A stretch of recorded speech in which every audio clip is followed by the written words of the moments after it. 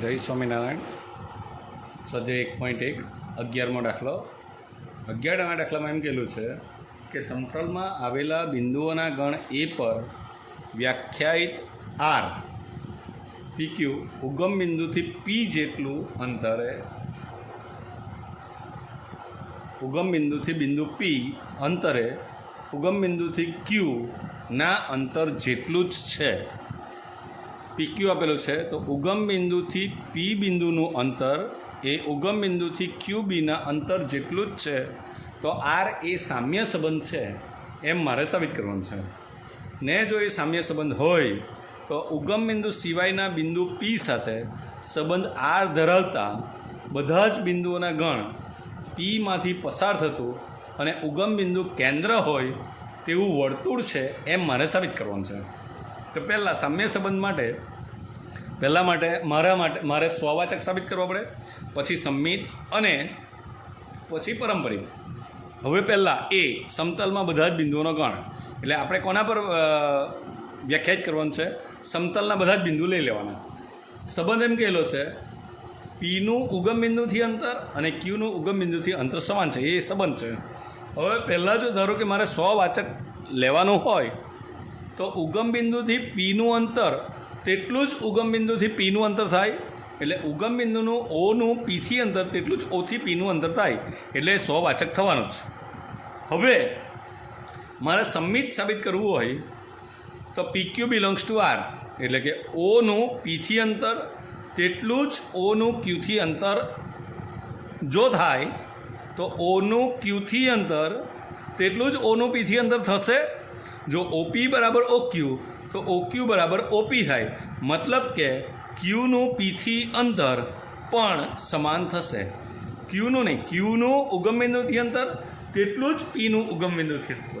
અહીંયા એમ કહેલું પીનું ઉગમ બિંદુથી અંતર તેટલું જ ક્યુનું ઉગમ બિંદુથી અંતર, તો ક્યુનું ઉગમ બિંદુથી અંતર તેટલું જ પીનું અંતર થશે.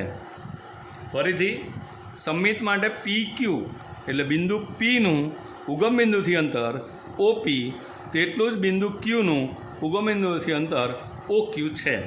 તો ઓપી બરાબર ઓક્યુ, તો ઓપી બરાબર ઓક્યુ, તો ઓક્યુ બરાબર ઓપી થશે, થાય.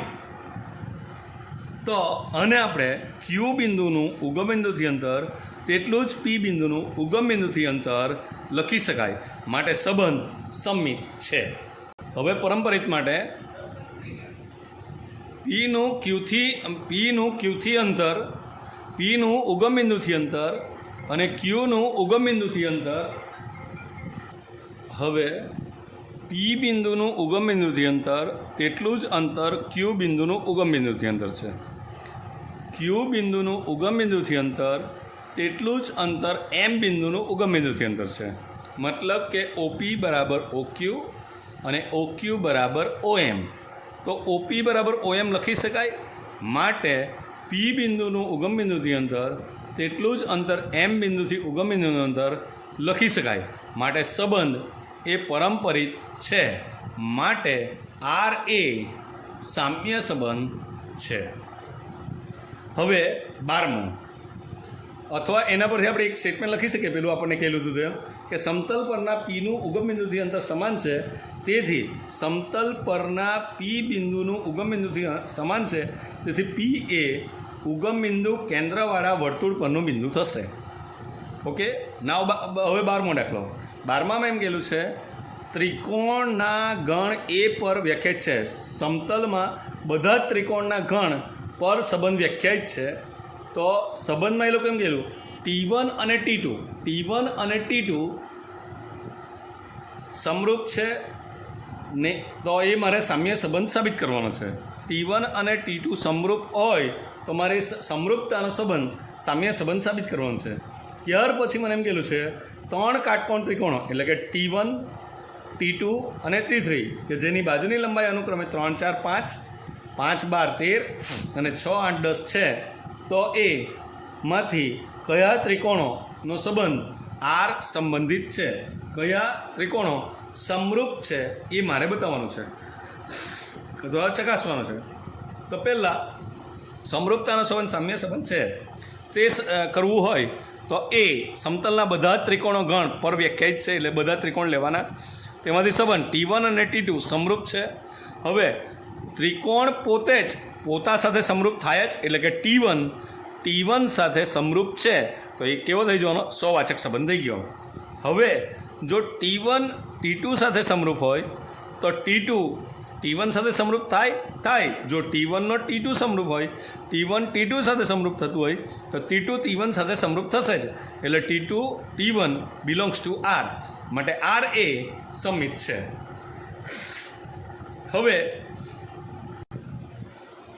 હવે T1 અને T2 સમરૂપ, T2 અને T3 સમરૂપ, તો T1 અને T3 સમરૂપ થાય જ, એટલે T1 T2 belongs to R, T2 T3 belongs to R, તો T1 T3 belongs to R લખી શકાય. માટે R એ પરંપરિત સંબંધ છે. અહીંયા સ્વવાચક, સંમિત અને પરંપરિત સંબંધ થતો હોવાને કારણે સંબંધ એ સામ્ય સંબંધ થશે. હવે કોની વચ્ચે એ સામ્ય સંબંધ છે, કોની વચ્ચે સંબંધ જળવાય છે તે મારે ચેક કરવાનું છે. તો T1 T2 અને T3, તો T1 3 4 5 છે, T2 5 12 13 છે, અને ત્રીજો ત્રિકોણ છે 6 8 10. તો 3 અને 6, 4 અને 8 અને 5 અને 10 નો ગુણોત્તર 1/2 થાય છે. આ બાજુ 3/5 તે કંઈ 4/3 થતું નથી, એટલે કે ત્રિકોણ T1 અને T3 વચ્ચે તેની બાજુઓની લંબાઈનો ગુણોત્તર સમાન થાય છે.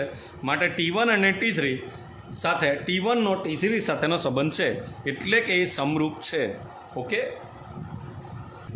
હવે 13મા દાખલામાં એમ કહેલું છે કે બધા જ તમામ બહુકોણના ગણ એ પર વ્યાખ્યાયિત સંબંધ P1 અને P2ની બાજુની સંખ્યાઓ સમાન છે.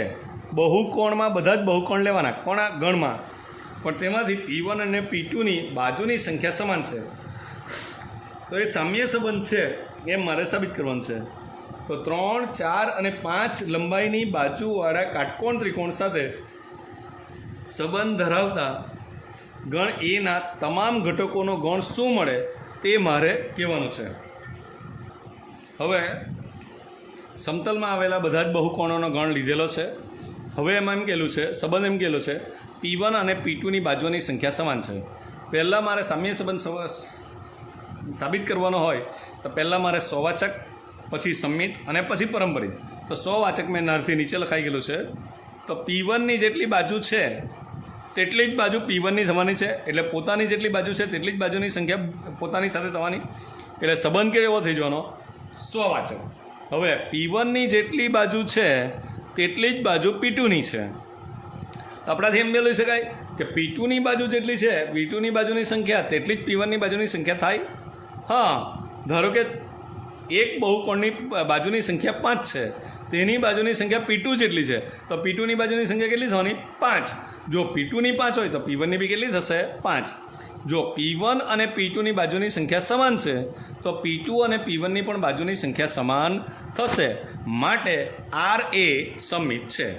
હવે પરંપરિત માટે P1 અને P2ના બાજુની સંખ્યા સમાન છે, અને P2 અને P3ના બાજુની સંખ્યા સમાન છે, તો P1 અને P3ની બાજુની સંખ્યા સમાન થશે જ. આ બાજુ P1 અને P2ની બાજુની સંખ્યા સમાન છે, P2 અને P3 બાજુઓની સંખ્યા સમાન છે, તો P1 અને P3 બાજુઓની સંખ્યા પણ સમાન થશે. માટે P1 P3 belongs to R. માટે R એ પરંપરિત છે. તો સ્વવાચક આવી ગયું, સંમિત આવી ગયું અને પરંપરિત આવી ગયું, એટલે સંબંધ એ સામ્ય સંબંધ છે. હવે એ લોકો એમ કહેલું છે કે 3 4 5 સાથે સામ્ય સંબંધ ધરાવતા ઘટકો ત્રિકોણ કયા છે, ગણમાં એના ઘટકોનો ગણ શું છે? તો 3 4 5 જેની બી બાજુ હશે ને તેવો ત્રિકોણ T સાથે ગણમાં સમતલ, એની આપણે હમણાં વાત નહીં કરીએ. 14મા દાખલામાં એમ કહેલું છે સમતલમાં બધી જ રેખાના ગણ પર આપણે સંબંધ વ્યાખ્યાયિત કરવાનો છે. તેમાં સંબંધ એમ કહેલું છે કે L એ L1 એ L2 ને સમાંતર છે. એટલે અહીંયા સંબંધ કયો છે? સમાંતરનો સંબંધ છે. તો એ મારે સામ્ય સંબંધ છે એમ સાબિત કરવાનું છે. અને જે રેખાઓ વાય બરાબર 2x + 4 સાથે સંબંધ ધરાવતી હોય તેવી રેખાઓના ગણ શોધવાનો છે મારે. આ બાજુ તો પહેલાં તો સ્વવાચક, સંમિત અને પરંપરિત. તો L1 રેખા એ L1 ને પોતાને સમાંતર થાય તો એને સ્વવાચક કહેવાય. હવે L1 જો L2 ને સમાંતર હોય તો L2 એ L1 ને સમાંતર થાય તો L1 L2 belongs to R, તો L2 L1 belongs to R થાય. માટે R એ સંમિત છે. હવે પરંપરિત માટે L1 એ L2 ને સમાંતર છે, L2 એ L3 ને સમાંતર છે, તો L1 એ L3 ને સમાંતર થશે જ. માટે L1 L2 belongs to R, L2 L3 belongs to R, તો L1 L3 belongs to R થાય. માટે R એ પરંપરિત છે. માટે R એ સામ્ય સંબંધ થશે. હવે તમને એમ કહેલું છે કે y બરાબર 2x + 4 સાથે સંબંધ ધરાવતી રેખાઓનો ગણ શોધો. તો y બરાબર 2x + 4 સાથે સંબંધ એટલે એને સમાંતર હોય તેવી. તો આને તો રેખાઓનો ગણ કયો થશે? y બરાબર 2x + c, જ્યાં c બરાબર અચળ બિલોંગ્સ ટુ R. એટલે આ રેખાનો ઢાળ બી -a/b પ્રમાણે જેટલો થશે તેટલો જ આ રેખાનો ઢાળ પણ થશે. એટલે આ રેખાનો ઢાળ થશે 2, આ રેખાનો પણ ઢાળ થશે 2. અહીંયા સીની કિંમત બદલતા જઈશું તો પણ બધી સમાંતર રેખાઓ જ આવવાની છે. એટલે આને સંબંધિત રેખાઓનો ગણ કેવો થવાનો? y બરાબર 2x + c, c belongs to R. 15મું MCQ છે કે 1 2 3 ગણ પર સંબંધ આપેલો છે આપણને R 1 2 2 2 1 1 4 4 1 3 3 3 અને 3 2 આપેલો છે. તો મારે એમાં 4 ઓપ્શન છે, તેમાંથી મારે પસંદ કરવાનું છે કે કયું છે. એટલે કે સ્વવાચક છે, સંમિત છે કે પરંપરિત છે, તે મારે ચકાસીને ઓપ્શન આપવા લખવાનો છે. તો હવે આપણે ગણ A પર વ્યાખ્યાયિત છે એટલે 1 2 3 4. તો મારે સ્વવાચક છે એટલે કે 1 1 છે, 2 2 છે, 3 3 છે, 4 4 છે, એટલે સ્વવાચક સંબંધ છે. હવે 1 2 નો જો ઘટક હોય તો 1 2 નું સંમિત કોણ થાય? 2 1. 2 1 એ સંબંધમાં આપેલું છે? નથી આપેલું, એટલે સંમિત થવાનું નથી. હવે પરંપરિતની ચકાસણી માટે આપણે દરેકે દરેક ઘટકને ચકાસવા પડશે. તો આપણે ધારો કે 1 2 લઈએ તો 2 આગળ હોય તો એવું કોણ છે? 2 જ છે, ખાલી 2 2 જ છે. તો આ 1 2 થઈ ગયું, તો 1 2 આવેલું છે. 2 2 માટે 2 આગળ હોય તો એવું કોણ છે? 2 2 જ છે, તો 2 2 બી આવી જ જાય છે. 1 1 માટે 1 આગળ હોય તેવું 1 આગળ હોય તેવું કોણ છે? 1 1 અને 1 2 1 2. તો આનો જવાબ શું આવવાનો પરંપરિતમાં? 1 2, તે અહીંયા છે. 4 4 એક જ ઘટક છે એટલે 4 4 નું 4 4 જ થાય, એટલે એ પણ આવી જાય છે. હવે 1 3, તો 1 3, તો 3 આગળ હોય તેવું કોણ છે? 3 3 છે અને 3 2 છે. તો 3 3 પરથી 1 3 આવવાનું, 1 3 એ ઘટક છે જ, ને 1 2 આવવાનું, એ પણ ઘટક છે જ. હવે 3 3 માટે 3 3 3 છે અને 3 2 છે, તો 3 2 ઘટક બી આવી જાય છે. અને 3 2 એટલે કે 2 પહેલું હોય એવું તેવું કોણ છે? ખાલી 2 2 છે. તો 3 2 અને 2 2 પરંપરિત શું થાય છે? 3 2 જ. એટલે પરંપરિત સંબંધ છે. એટલે અહીંયા શું આવશે? સ્વવાચક અને પરંપરિત છે પરંતુ સંમિત નથી. એટલે આવી રીતે ચકાસણી કરવા પડે ખરી. હવે 16મું MCQ છે. 16મા MCQમાં એમ કહેલું છે કે ગણ n પર વ્યાખ્યાયિત છે ને સંબંધ એમ કહેલો છે a બરાબર b - 2, જ્યાં b > 6 આપેલ છે. તો A option, B option, C option કે D ઓપ્શન? તો પહેલાં